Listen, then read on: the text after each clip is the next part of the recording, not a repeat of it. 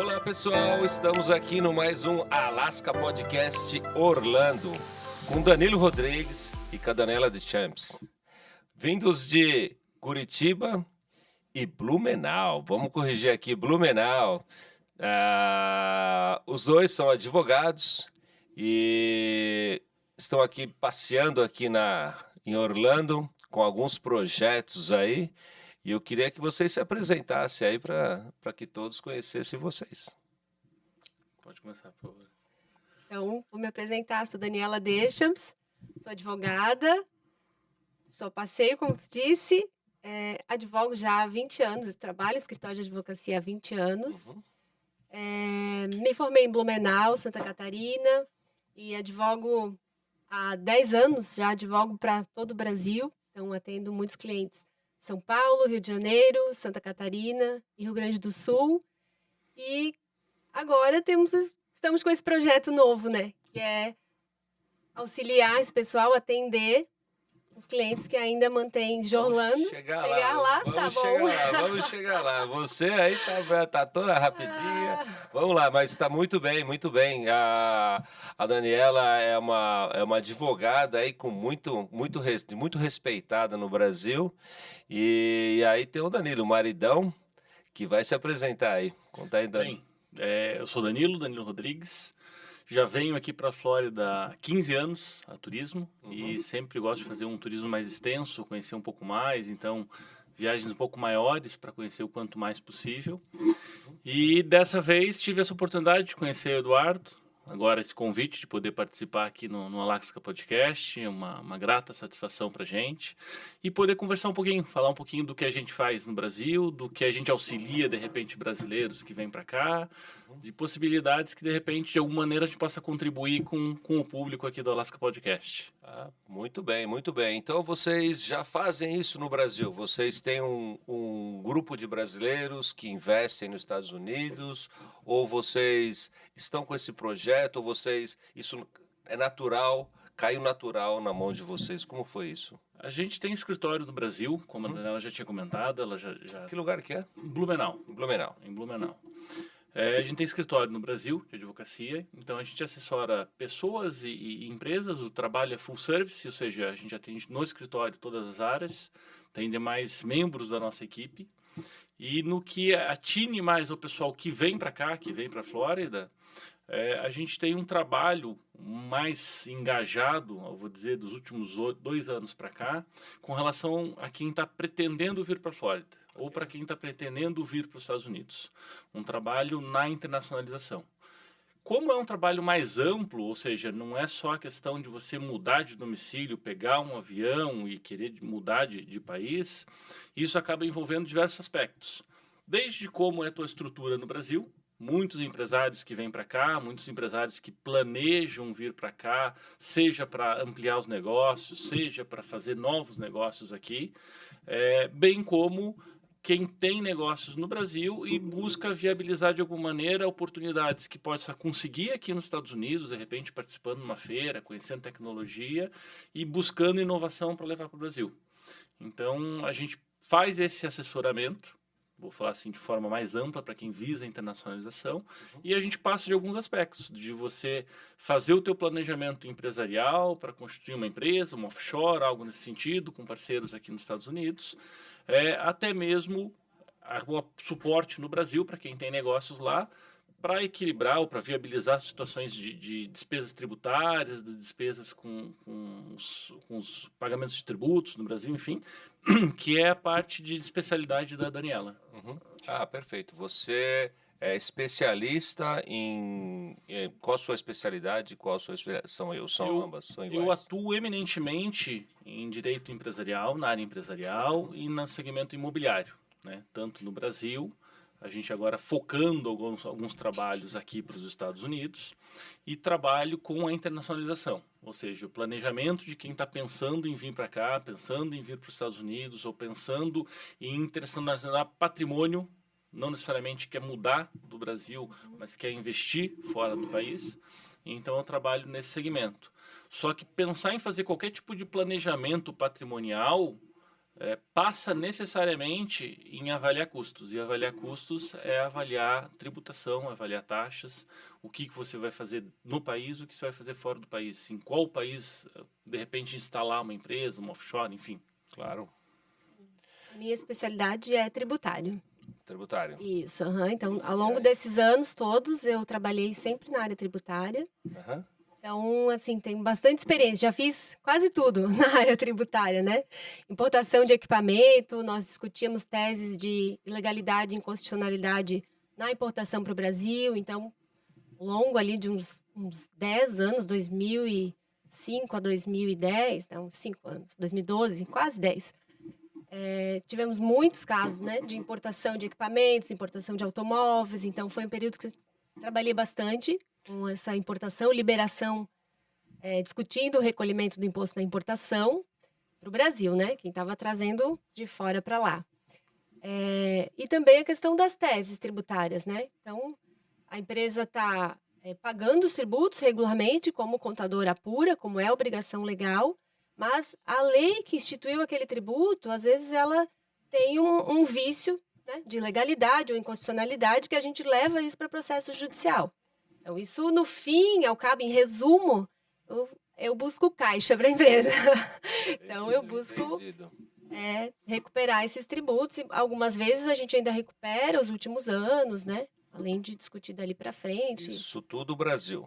Tudo Brasil. Tudo Por Brasil. hora, tudo Então, Brasil. por hora, tudo Brasil. Uhum. E aí surgiu a ideia de montar algo novo aí. Conta pra gente aí. Eu acho que essa parte aí vai ser muito interessante para muitos empresários, muitas pessoas que precisam de uma assessoria jurídica especializada no que vocês fazem. Vocês são faixa preta nesse segmento. Eu acho que vocês têm muito a agregar para o nosso povo, né? Para as pessoas que têm a ideia de vir para cá, o como pagar menos, o como vir, o como montar uma empresa, o processo completo, verdade? Uhum. Isso, a Deixar em questão- ordem, né, o que ficou. Às vezes veio para Exato. cá, mas mantém a empresa lá, ou até deixou a empresa, vamos dizer, né? Se deixou, tem coisa que precisa ser resolvidas, tem Claro. tributos em abertos, tem uma gestão de passivo que precisa ser feita, né?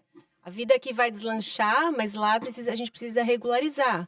Uhum. Ou não, a minha empresa continua lá funcionando saudável, eu também posso otimizar aquele resultado, além do que eu tô, né? Além do que a pessoa vem para cá buscar um resultado diferente, a gente busca, por meio do tributário, otimizar o resultado lá também. Muito Então, bom. é Eu vejo aqui, né, com muitos anos nos Estados Unidos, muitas pessoas fazendo muitas coisas erradas, sem ter necessidade. isso. E talvez o correto funciona muito mais fácil do que a pessoa fazer alguma coisa errada e depois se prejudicar na frente, verdade? acaba que fica sendo mais caro remediar do que começar organizado. E isso não é uma prática só para quem vem para cá. É uma prática que a gente vê no dia a dia no Brasil, para quem atua no Brasil. Então, a questão de você tomar um planejamento antes de definir as ações, você consegue reduzir, consegue mitigar os prejuízos ou eventuais riscos a quais você está se expondo. Ou, ao menos, saber os riscos aos quais está se expondo e tomar as decisões conscientemente, né?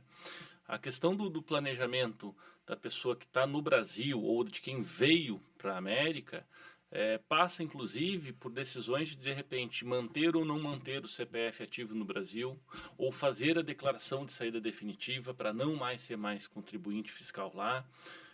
Lógico que isso vai ter depois implicações se você vai querer manter uma conta bancária no Brasil, se você precisa ou se não precisa, se você precisa manter ou não precisa manter uma empresa no Brasil, ou pode ser interessante manter uma empresa sob o sistema do Simples no Brasil, a depender do que a pessoa faça, porque ela pode ter o trabalho dela aqui na América, mas ela pode continuar prestando serviço no Brasil. Claro. Então, com a internet, possibilitou muito disso. A questão da pessoa pelo menos fazer uma consultoria, pesquisar, buscar informação, já ajuda bastante. Né? E aí a nossa intenção, dado ao que a gente tem visto de maior realidade no Brasil, de pessoas pretendendo deixar o Brasil ou pretendendo internacionalizar patrimônio, que eu acho particularmente muito salutar, você ter uma opção de patrimônio dolarizado ou em outra moeda forte, enfim, mas não ter necessariamente todos os recursos do Brasil para não ficar tão exposto ao risco país.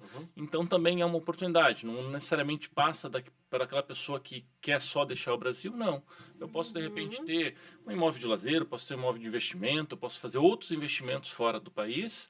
E fazendo a análise da questão tributária que você perguntou, Eduardo, a questão do aspecto, por mais que atuemos no Brasil, a gente necessariamente faz a análise do perfil tributário dos outros países.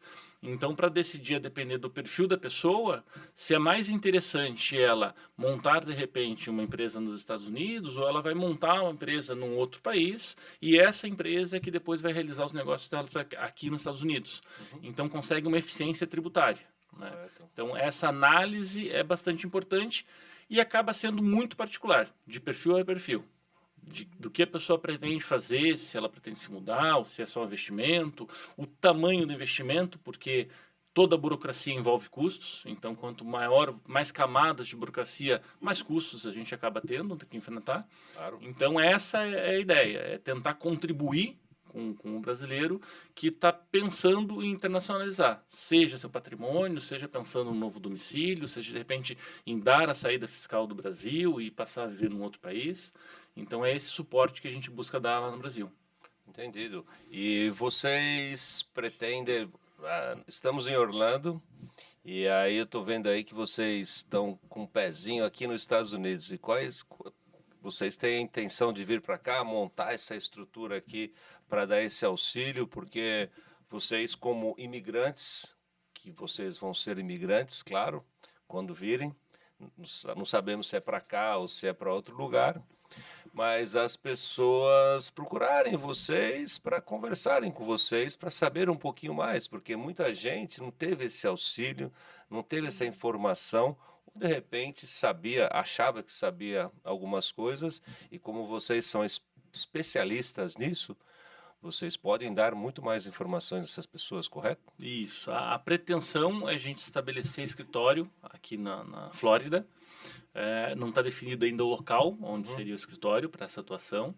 A gente está verificando também algumas parcerias e a questão do credenciamento aqui com as autoridades americanas para poder prestar esse serviço aqui em solo americano. Mas a intenção sim é ampliar, não é deixar de ter a sua ação no Brasil, a gente vai continuar com o escritório no Brasil, vai continuar com a atuação no Brasil, mas conseguir expandir esses horizontes, porque a gente consegue, de certa maneira, facilitar para os clientes o acesso à informação. Para quem está aqui, a proximidade de estar aqui, ou até mesmo, de repente, uma possibilidade de investimento para quem está morando aqui na América, investir no Brasil, fazê-lo com mais segurança, com propriedade, com suporte lá no Brasil. A gente conversa com umas pessoas que gostam de fazer investimentos no Brasil, mas faz a remessa de valores para a família, enfim, não sabe se está sendo feito investimento, controle, como não né? está, se foi feita uma empresa, como está recolhendo tributo, não está recolhendo tributo, e por vezes, inclusive, acaba se deparando que aquele patrimônio que imaginava ter amealhado durante esse período que estava aqui na América, quando se depara no Brasil, não é aquilo que imaginava, né? Então, é uma forma de a gente conseguir dar o suporte também, e de outra maneira, como eu tinha comentado, para quem vem para cá, poder vir mais bem estabelecido, ou pelo menos dentro do seu planejamento, dos seus propósitos, saber o que precisa ser feito, ao menos, né? Também, e pode ser feito também por pessoas que já estão aqui. Sim. E que muitas pessoas vêm por amor ou vêm pela dor, né? Muitas pessoas vêm por muitas razões, vêm para cá, ou, né? Então, assim, eu queria deixar claro que as pessoas podem buscar vocês. Quando ela já está aqui, ela está já estabelecida, talvez ela tenha algum problema lá e ela quer resolver. Isso, que o serviço de fato vai ser prestado lá, né? Porque o problema, vamos dizer, se ela tem esse problema já posto, o problema estaria lá. A gente Claro. daí não tem nenhum impedimento para prestar o serviço desde logo, né? Então, mesmo porque vocês vão ter o escritório lá e aqui, né? Então, assim, isso vai ser uma coisa que vai ajudar muito a comunidade brasileira aqui. E assim, aí estamos esperando vocês aqui ansiosos, porque é muito bom ter pessoas vindo para cá com esse tipo de pensamento, com com muita bagagem na mala, né? Porque a gente vê muitas pessoas vindo tirar do país e vocês querem trazer para o país muito da bagagem de vocês, né? Tem uma colega da equipe, a Daniela até comenta, que é de Florianópolis, uma colega nossa da equipe, que ela comenta muito o que você tem a oferecer a Florianópolis. Claro, exato. A gente Tem a oferecer o lugar que você pretende O que ir. temos a oferecer à Flórida, Então, né? conta um pouquinho o que vocês têm, um pouquinho mais do que vocês podem oferecer para as pessoas aqui que estão, sei lá, talvez Sim. vai ser o momento de ter alguém trazendo alguma coisa boa para o país, né? Porque é ótimo, isso é muito bom. Então, vamos lá. Depende muito, como eu estava falando, de perfis, né? Vamos falar do imigrante que já está aqui. O imigrante que já está aqui, a pessoa que já está morando aqui nos Estados Unidos, independentemente se ela tem ou não tem o IT number, se ela fez algum procedimento lá, se ela está, independentemente do status dela, a partir do momento que ela tem uma regrinha americana aqui que passa lá dos 180 dias, 183 para ser mais preciso, mas tem uma forma de contagem, ela necessariamente passa a ser contribuinte aqui nos Estados Unidos. Claro. Né? E muitos brasileiros não têm essa noção.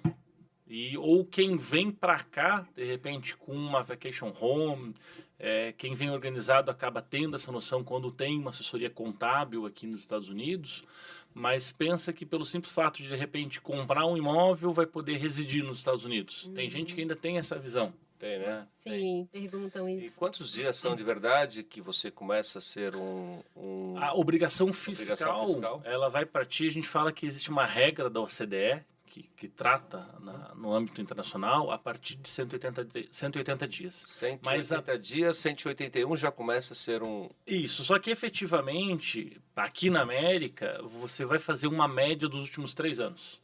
média dos últimos 3 anos. Então não é porque, por exemplo, eu vim para a América, fiquei de repente os 6 meses, peguei um visto turista, fiquei os 6 meses ali que eu consigo, eu necessariamente passo a ser contribuinte nos Estados Unidos. Não.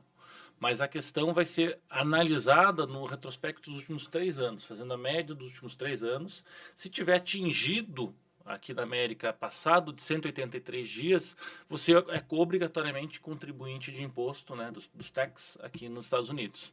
Então, para quem faz planejamento, vou comprar imóvel, investir na América, vou ter um vacation home. A gente vê muito na internet o pessoal falando da possibilidade de investimento no mercado imobiliário. No mercado imobiliário, na bolsa, né, imobiliária é um pouquinho diferente. Aí, até porque a pessoa não tem necessidade de residir aqui na América, mas para quem vê muito a propaganda do mercado imobiliário, pensa dessas possibilidades. Eu tenho investimento, de repente eu vou conseguir residir, o pessoal ainda tem essa cabeça. Então tem uma série de nuances ali que vai entrar desde a questão de status migratório, visto para investidor, visto para quem vem para o país, a localidade onde a pessoa vai se instalar. Então tem toda esta situação, mas tem coisas que acabam passando que as pessoas pensam, bem, eu tenho um CPF no Brasil, eu de repente não pago imposto na América, porque eu não tenho um status. Não é porque não tenho status que não vai ter obrigação. Então, pelo menos ter o conhecimento e da maneira possível, fazer mais organizado possível, vai te evitar problemas lá na frente, né? É porque muitas pessoas podem, às vezes, ter um visto negado por um erro que não sabe. Dessa contagem do Porque passado. vocês são especialistas em lei, vocês não desenham a lei, vocês leem a lei, vocês estudam a lei. E é isso que nós precisamos, pessoas que estudam a lei, porque nosso trabalho é diferente disso, né? E muitas pessoas, às vezes, vão renovar o visto e não conseguem porque cometeram um erro infantil. Sim. Um detalhe burocrático, ele vai travar a possibilidade de você fazer um encaminhamento aqui. Então, é importante ter esse conhecimento. A gente, com parcerias aqui nos Estados Unidos, tem alguns parceiros que conseguem dar encaminhamento aqui nos Estados Unidos para regularização ou para encaminhamento, enfim. Mas ter essa noção é fundamental, seria o primeiro passo. Tem perfis diferentes. Tem pessoas que vêm para empreender, tem pessoas que vêm para trabalhar. Então, é bastante importante, especialmente para quem vem para empreender, para quem vem, eu vou construir a América, estou disposto a empreender na América. Claro. Ter esse tipo de assessoramento, ter esse tipo de conhecimento para mitigar, como eu disse no início, para reduzir riscos, para reduzir a despesa, né? Claro. Porque se a gente tem uma diferença muito grande do modelo americano para o brasileiro, eu posso resumir na cogência, né? No que ele pode ser de realmente exigível. Aqui na América, você tem atrasa uma informação fiscal por um só dia, multa diária de $500, por exemplo. Né? Vou falar da última obrigação que colocaram agora das empresas, de você fazer a informação do beneficiário daquela entidade. Claro. Uma informação simples, um relatório simples, mas o simples esquecimento de fornecer essa informação gera uma multa diária de $500, que pode chegar a $20.000 e pode culminar em até prisão. Então, uma coisa que não há má fé, não há intenção, mas mero desconhecimento da lei pode sair bastante caro aqui. Muitas pessoas são muito mal informadas aqui, ou querem ser mal informadas, ou não têm acesso à informação. E é um dos motivos que a gente sempre procura trazer pessoas com um conhecimento que possa ajudar a nossa comunidade brasileira aqui na Flórida, né? Ela é uma das maiores dos Estados Unidos, ela é maior que Massachusetts, ela é maior que muitas regiões, mas assim, o nosso podcast, assim, ele tem como objetivo trazer muitas informações às pessoas que às vezes não tem tempo. Sim. E aqui o maior problema aqui é você não tem tempo de ver nada, você está sempre em alguma coisa, ou trabalhando, ou com obrigações de casa, você não tem, você não pensa muito para ver, para parar, você não para o seu tempo para ver esse tipo de coisa. Então é muito legal vocês, sei lá, a gente assim vai sempre abrir o podcast para vocês, porque cada vez quando vocês vierem definitivo para nossa região aqui, para que vocês tragam, sei lá, essa rádio informação, eu acho que é a paixão de vocês, a advocacia, né? Então, assim, vocês, 2 advogados, muito bem sucedidos no Brasil e com um sonho americano, com o sonho de vir, realizar o sonho americano, né? Contribuir, né? Contribuir também, claro, né? Assim, eu acho assim, é muito importante a contribuição. O sonho americano de muitas pessoas são diferentes e essa parte de contribuição é muito importante. Eu vou dizer, Eduardo, que mais do que um projeto pessoal, é um propósito. Claro. É um propósito de poder ajudar, de poder trazer conhecimento para quem está no Brasil das possibilidades que existem lá fora. De repente, muita gente que está no Brasil, que de repente pode conhecer esse podcast, pessoas que vão estar assistindo o podcast aqui nos Estados Unidos e que vai poder recomendar, de repente, para familiares e amigos no Brasil, que não tem, de repente, a perspectiva ou não conhece o que pode ser feito lá fora. Então, a gente tem como propósito conseguir auxiliar essas pessoas para que consigam toda a parte do patrimônio, que eventualmente consigam conhecer outro país, investir em outro país, de repente até mesmo fazer investimento para poder viver no outro país, mas que tenham essa possibilidade de visão. Então é um propósito pessoal de conseguir ajudar as pessoas a encaminhar essa internacionalização, a virar cidadão do mundo. Okay. Porque para quem vive no Brasil, a gente está sempre acostumado a um câmbio desfavorável.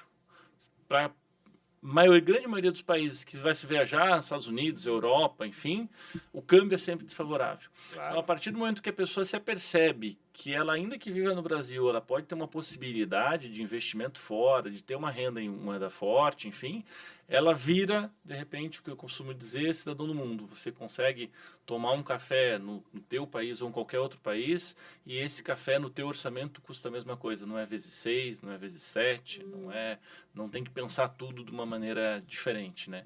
E a internacionalização do patrimônio, particularmente, eu vejo que é muito oportuna para que a pessoa consiga garantir o valor desse patrimônio, dessa riqueza que ela construiu com trabalho de longo tempo, de longos anos, e frente à inflação que, enfim, no Brasil a gente tem um cenário econômico há muito tempo, para a gente não falar desde sempre, de cenário de inflação, de perda de valor de compra da moeda, e isso no dia a dia não se percebe. Então, quem tem possibilidade também no Brasil e quer fazer investimento, é uma grande oportunidade para conseguir ter essas reservas de valor fora da questão inflacionária, fora do risco país, enfim, de conseguir ampliar ainda a projeção do patrimônio.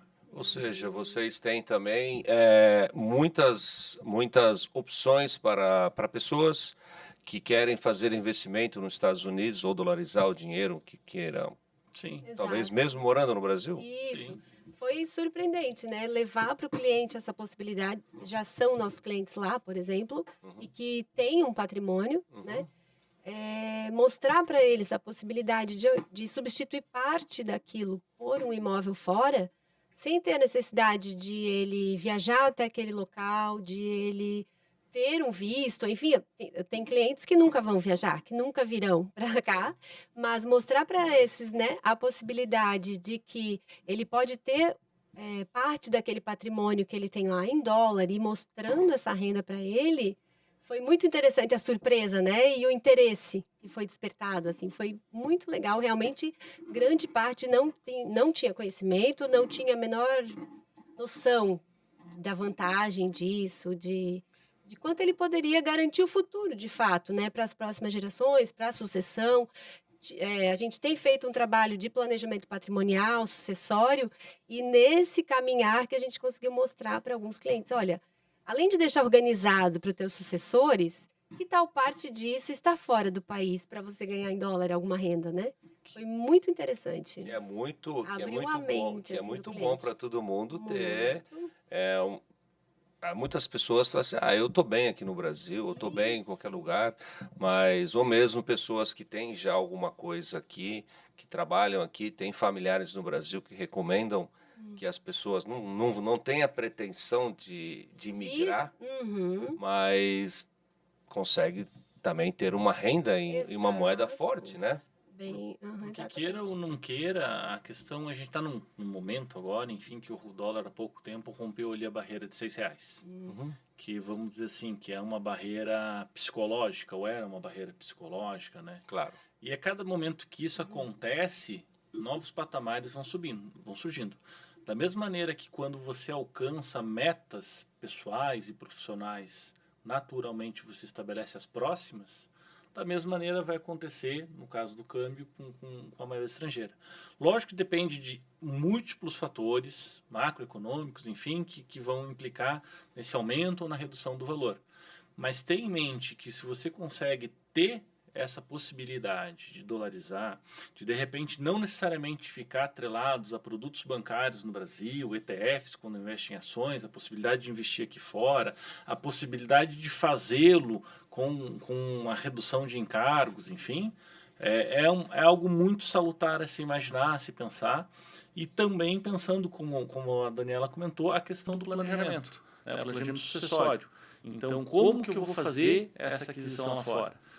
Algumas coisas se ouve por alto, se por alto, constitui uma empresa para colocar o imóvel nessa empresa, enfim. Mas ali a questão é qual o custo para a constituição dessa empresa?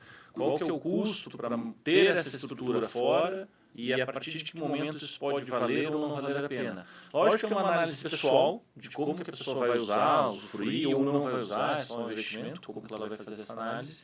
Mas ter isso em mente é o primeiro passo. Ou seja, vocês vão assessorar as pessoas desde uma driver license, uma carteira de motorista, até um investimento na bolsa de valores. Quem sabe a gente chega a driver license, o procedimento que eu vou dizer assim, que é mais americanizado, mais próprio aqui, eu acredito que em algum espaço de tempo, com o escritório aqui, a gente possa auxiliar assim. Mas com relação à bolsa de valores, para quem está no Brasil, a gente já consegue assessorar, fazendo offshore nos Estados Unidos, investindo diretamente nos Estados Unidos em bolsa de valores, conseguindo ter uma performance tributária melhor do que ele vai ter no Brasil. E uma pergunta pessoal que eu tenho, e eu gostaria que vocês, especialistas, me falassem sobre criptomoeda. O que vocês têm a dizer sobre criptomoeda? Vocês têm algum conhecimento? Vocês podem nos informar algo? Mas com todo esse, não tem problema. Uau! Todo Eu que acompanha muito mais. todo esse boom de criptomoeda, com todo esse boom de criptomoeda, eu gostaria de saber o que vocês têm para nos dizer. Muitas pessoas também têm aquele medo, têm mas, enfim, eu acho que hoje é uma realidade e não é nada que seja, no meu ver. Eu vou dizer que já é fundamental, muito embora as pessoas não conheçam, muito embora as pessoas muito pouco utilizem ou acabem fazendo investimentos, utilização de criptomoedas, é uma estrutura muito, muito interessante que a gente tem com o pessoal que costuma fazer importação e exportação pela agilidade. A criptomoeda, ela nada mais é do que a descentralização do sistema bancário, né? Quando a gente fala das DeFis, elas servem justamente para isso, para você ganhar uma agilidade, otimização, ganhar agilidade em transações. Se, por exemplo, um TED no Brasil, a pessoa vai efetuar até às 17 horas, para que dali tantos minutos esse recurso possa chegar no cliente, no fornecedor, enfim. As criptomoedas hoje, elas com uma fração de segundos, ela pode fazer uma operação direta de pagamento ao cliente ou receber pelos serviços prestados com o cliente em Taiwan, com o fornecedor na China, prestando serviço do Brasil, consegue operacionalizar isso de uma maneira fantástica. Claro. Então é uma realidade, não tem como negar. Lógico que como toda inovação sempre causa surpresa, sempre causa espanto, sempre causa reação, a gente tem uma tendência a se acomodar dentro daquilo que a gente já conhece. Mas particularmente eu sou uma pessoa que advogo no sentido de que já não é mais uma possibilidade, mas é uma necessidade as pessoas conhecerem e se inserirem nesse meio, nesse mercado. Então as possibilidades de ganho com a utilização de criptomoedas vão muito além do que as pessoas conseguem imaginar hoje, simplesmente pensando, vou comprar um Bitcoin, alguma outra moeda, simplesmente como reserva-valor. O Bitcoin que é mais conhecida, mas só como uma reserva, ou vou fazer uma especulação naquilo. Não, elas já são realidade em operações financeiras. Muito bem, então assim, hoje com toda essa movimentação, Donald Trump apoiando também a regulamentação americana que está por vir, não? Eu acho que seria muito interessante muitas pessoas pensarem bem e se inteirarem melhor para que possam utilizar esse meio. Não, sem dúvida, porque se a gente já tem um cenário hoje de que através das criptomoedas é possível fazer essa transação de valores à distância, em lugares tão longínquos, enfim, ainda que elas não tenham uma tão ampla aceitação, porque ainda são consideradas, entre aspas, uma inovação. Então, quem tem conhecimento não tem problema nenhum em aceitar o pagamento, fazer o pagamento de honorários, por exemplo, em criptomoeda, não há problema algum. Agora, com o ingresso do Donald Trump aqui nos Estados Unidos, e que isso vai implicar, sem dúvida nenhuma, ou pelo menos pelo que a gente verifica, vai implicar na questão de como a SEC encara os investimentos em criptomoeda e pelo menos propagado de que o governo tem um interesse em cada vez mais difundir, a tendência é que a gente tenha uma alta valorização desse ativo que funciona como meio de pagamento, um meio de pagamento digital. Quando as pessoas se espantam, mas algo que é digital, 90% do dinheiro que as pessoas usam hoje em dia é digital. Não é? Você paga no cartão, você faz uma transferência bancária, você não tem o papel físico, o Pix. Um Zelle, né, que é aqui nos Estados Unidos. O Zelle aqui nos Estados Unidos. Então já é digital. A questão é se ele vai ficar centralizado, o que a gente costuma dizer que é uma moeda fiduciária, que ela foi emitida por um governo, por uma entidade que é gestora da emissão daquela moeda. Tesouro Nacional, né? Tesouro Nacional, como dólar, como real, enfim, como qualquer moeda de qualquer país, uma moeda fiduciária. Ou uma moeda que não é fiduciária, que ela é descentralizada, que não tem um emissor. E isso daí tem vários retrospectos, né, como a questão do Bitcoin, que tem uma emissão limitada, ou seja, que não sofre a inflação, pelo contrário, sofre deflação e vai tendo cada vez uma valorização maior. Claro. E a tendência é que isso seja cada vez mais a realidade das pessoas, né? Da mesma maneira, quando começou diversas tecnologias lá atrás que eram disruptivas e hoje são essenciais, como o celular, a internet, né? O mesmo vai ocorrer com as criptomoedas. Então, essa é a sua visão sobre as criptomoedas, que é uma realidade que ela está ainda gatinhando. Eu vou dizer assim, que para o brasileiro, ou para a grande maioria dos brasileiros, não é nenhuma realidade. É algo que está fora do vou dizer assim, uma carta fora do baralho. Muito embora eu insista, principalmente com empresários, a se informarem, a terem conhecimento sobre, porque as oportunidades são inúmeras, né? A performance nas transações, para você ter uma ideia, um grupo de advogados, um grupo de investidores no Panamá, eles basicamente trabalham com criptomoedas porque são investidores de todos os locais do mundo, então o que dá agilidade e não ter a necessidade de fazer o câmbio em diversas moedas, então facilita sobremaneira. Claro. A questão é só a pessoa realmente se familiarizar como funciona isso, como ela consegue ver esse ativo, como ela consegue acessar, como ela vai ter uma carteira digital, enfim. É o que nós sempre vimos, foi mostrado no mundo, né? Que as moedas, que o Bitcoin é o mais famoso, né? Que foi o primeiro, né? Ele sempre foi usado para o mal, né? Eu não sei de onde veio essa informação, mas hoje a gente vê muitas empresas grandes, né? BlackRock, que é uma das maiores do mundo, né? Investindo na moeda, né? No bem, né? Então, assim, você vê que é uma coisa, uma realidade. E eu acho que pessoas se especializarem nisso, nessas informações, é muito válida para a população também, né? O que você me diz? Assim, o dinheiro não tem como dizer assim, o dinheiro ele é sujo ou ele é limpo. Não, é o que as pessoas fazem com ele. Exatamente, né? Então você colocar um estigma, porque não vem do Estado, Exatamente. que a pessoa está acostumada. Exatamente. Porque eu falo assim, que a pessoa está acostumada àquela realidade. Eu nasci, tinha o dinheiro de papel, vamos falar no Brasil. Exatamente. Uma sucessão de moedas. Cruzado, cruzeiro novo, unidade de real de valor, real, enfim. Mas a pessoa põe a crença que naquele pedaço de papel emitido pelo Estado tenha o valor dele ali para conseguir, enfim, ter a vida dele. Só que não vê que o Estado, ao mesmo tempo, sempre que precisa e não tem caixa, ele emite mais dinheiro. E quando ele emite mais dinheiro, a moeda desvaloriza, a inflação corrói o dinheiro, o valor da moeda. Só que tem essa confiança, o dinheiro do país. Só que na história recente, se você começa a olhar próximo do Brasil, né, para a gente não ir tão longe, a situação do que aconteceu na Argentina, é bem claro disso. Era nos anos 90, 1 para 1 peso dólar. Hoje deve estar em torno de 1.200, se não tiver 1.200, está um pouquinho abaixo disso. Com o atual governo conseguiu melhorar a situação econômica. Mas quando a situação econômica dos países, principalmente os emergentes, que é a realidade dos brasileiros, ela se deteriora, ela leva muito tempo para se recuperar. E aí quem acaba pagando o preço é a população. Não tem como sair daquele dinheiro, o dinheiro vale o que vale. Se hoje uma Coca-Cola for R$2 e amanhã for 4, o teu dinheiro que você tem no banco tem uma rentabilidade pequena que não acompanha a inflação. Essa é a grande verdade. Então, ter um criptoativo que se valoriza diariamente, tem volatilidade, precisa se inteirar um pouco, precisa buscar um especialista, como tudo na vida, né? Exatamente. Ou você dedica seu tempo ou busca alguém que pode te auxiliar, né? Pode te ajudar. Mas você comentou uma coisa muito interessante. O problema não é o ativo, sim quem usa, né? Sim. É como um carro. O Exatamente. carro pode se transformar numa arma, como ele pode ser um meio de locomoção. Sim.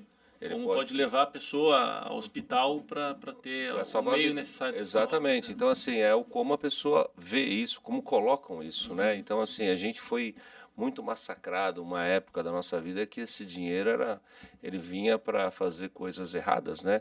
E muito pelo contrário, ele é uma realidade, ele é uma moeda que nós usamos já, a moeda do mesmo jeito, só que ela vem de lugares diferentes, correto? Isso, eu digo que é importante eu sempre comento que é importante sempre dar um passo atrás para tentar enxergar o panorama um pouquinho maior. A gente vê muito dessa vilanização da criptomoeda, ou dos criptoativos. Lógico, existe risco, existe estruturas que a pessoa precisa saber se vai comprar aquele criptoativo ou não, então é bom se assessorar com pessoas que possam dar o melhor do conhecimento, enfim. Claro. Mas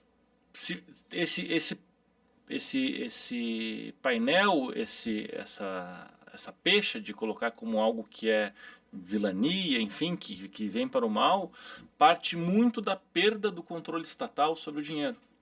Porque aqui já tem o dólar digital, no Brasil a gente está encaminhando para o Drex, faz com que esse dinheiro necessariamente passe pelo governo para todas as transações. Então, para você ter, se hoje você pode ter uma nota de dólar no bolso e, enfim, ninguém sabe que você tem aquela nota de dólar, a partir do momento que você passa para uma moeda fiduciária digital, um dólar digital ou o Drex no Brasil, o governo sabe que você tem aquele recurso no bolso. E a questão é o direito à privacidade, o direito ao sigilo. Eu quero ter essa exposição, eu não quero ter essa exposição. Recentemente no Brasil foi discutido lá uma situação da questão do sigilo bancário. Então o Estado começa a relativizar muita coisa sobre o cidadão. E aí quando fala moeda digital ou criptoativo é do mal. Não, é porque o Estado não consegue ter controle da vida da pessoa. Eu consigo pagar para você sem necessariamente o Estado saber que eu comprei de você, como hoje funciona com dinheiro. Mas existe esse interesse não só dos Estados Unidos, não só do Brasil, de todos os países em evoluírem com as moedas digitais dos governos para buscar ter mais controle, né? Hoje deve ter muito brasileiro aqui na América que ainda guarda dinheiro no colchão, que sequer confia no sistema bancário americano. Claro. Se isso passar diretamente para o dólar digital, por exemplo, o dinheiro do colchão, a tendência é não mais existir no papel moeda. Então a pessoa vai ter um dinheiro que o governo americano vai saber que ele tem, né? E aí todo aquilo que a gente começou lá na conversa, como que é a situação, paga imposto, não paga imposto, enfim, vai tomar cada vez mais relevo para quem está morando aqui na América. Muito bem, muito bem. O controle vai expor tudo à tributação, né? Exatamente. No fim, eles querem poder tributar tudo, né? Exato. A gente cai na seara tributária. A gente volta para essa área assim, eu tributária acho sempre, né? que o correto é fazer o correto, né? Sim. Então, assim, eu acho que todas as pessoas têm que entender como funciona o correto. Se quer fazer errado, faz por conta, mas que tem que entender como que é o correto, né? E tem E mecanismo... legal não é, né? Então, assim, a operação pode existir, né? A compra e venda e o pagamento por meio da Isso aqui é cripto. muito mais fácil fazer errado porque escutou do vizinho, não é muito, Ah, é muito mais sim. barato. Assim, eu Cortar acho o caminho sem ter aonde nós noção, vamos né? voltar ao que nós começamos. Talvez você fazer o certo, você ouvir uma assessoria, te ajuda a você entender que se você, aí você pode ter a opção de fazer o certo ou errado com pessoas com informações corretas, né? Eu posso estar errado Exatamente. em alguns números, mas para quem acompanhou, acho que foi ainda da eleição da Hillary, primeira eleição do Trump, se não me engano. Se não me engano, ele tinha um patrimônio declarado de 7 bilhões de dólares. E foi levado à discussão que ele havia pago $1 de impostos aqui nos Estados Unidos. Então, mecanismos para reduzir o pagamento de impostos existem e são lícitos, são legais. Ele não fez nada de ilegal e não teve nenhum problema em relação a isso, tanto é que agora nessa eleição, enfim, se elegeu e os negócios dele continuam. A grande questão que eu levo, e por isso que eu digo que a questão do propósito, é acesso ao conhecimento. Acesso ao conhecimento. Se o pessoal, que as pessoas não têm acesso ao conhecimento, de repente elas fazem errado porque não sabem do jeito, da maneira correta de fazer, ou não sabem da melhor maneira de poder fazê-lo, sabe? Que perguntou para o amigo que escutou de uma internet, por exemplo, escutou de alguém. Sim. Mal informado. Mas vamos lá, a gente tem muita coisa para falar, vamos ter muitas oportunidades. Sim. Eu gostaria que você deixasse um recado aí vocês deixassem um recado para os ouvintes e sei lá, algumas novidades, alguma coisa que você possa valer para eles. Primeiro agradecer a oportunidade, claro, né? A gente está aqui, de estar prestigiando aqui, sendo prestigiado aqui pelo Alaska Podcast. Quero reafirmar que a nossa intenção é conseguir fazer com que mais brasileiros tenham acesso às possibilidades de mercado, no mercado americano, fora do país, ou mesmo a questão de possibilidade de investimento aqui na América. A gente vai deixar ao final lá, a Daniela vai deixar ao final ali o Instagram para poder fazer contato. E reforçar que é muito importante a nossa experiência de advogado, e aí eu vou fazer um paralelo com advogado, com médico, enfim, a gente só procura, ou normalmente procura, quando tem um problema. Isso é natural. O problema é que, quando deixa isso ficar muito grande, o tratamento é mais caro, né? A solução médica é mais cara, o problema jurídico já está mais caro, para vários casos. Então, procurar fazer uma consulta, se informar, procurar um profissional para poder se informar, como a gente comentou aqui, seja de questões jurídicas, seja de questões como os criptoativos, procurar um profissional e conversar, tirar as dúvidas, se orientar, ter uma noção melhor antes de fazer as coisas, é um primeiro passo que pode parecer simples, mas que pode fazer muita diferença para quem tá iniciando aí uma nova empreitada, uma nova carreira, uma nova jornada, enfim, é algo que eu vou deixar como mensagem. E sempre que a gente tiver a possibilidade de estar aqui presente, que a gente puder trazer um tema para a gente discutir, conversar aqui, trazer novidades, se a gente tiver, a gente vai Aberto deixar... sempre. Daniela. Também agradeço muito a oportunidade, o convite, né, Eduardo? Muito obrigada. Muito obrigado a você. Como eu lido muito mais com a parte processual, o meu recado vai ser não tão estratégico, mais objetivo, né? Que o tributo já está pago normalmente, né? Eu já estou condicionado, já estou exposto àquela realidade, àquela exigência. Então, o prejuízo já está posto, vamos dizer assim, né? Então, eu recomendo que as consultas sejam realizadas para fim de verificar se há alguma possibilidade de buscar essa restituição, essa nova forma de tributação, para que eu consiga reduzir esse meu tributo daqui para frente e até avaliar a possibilidade de buscar o passado.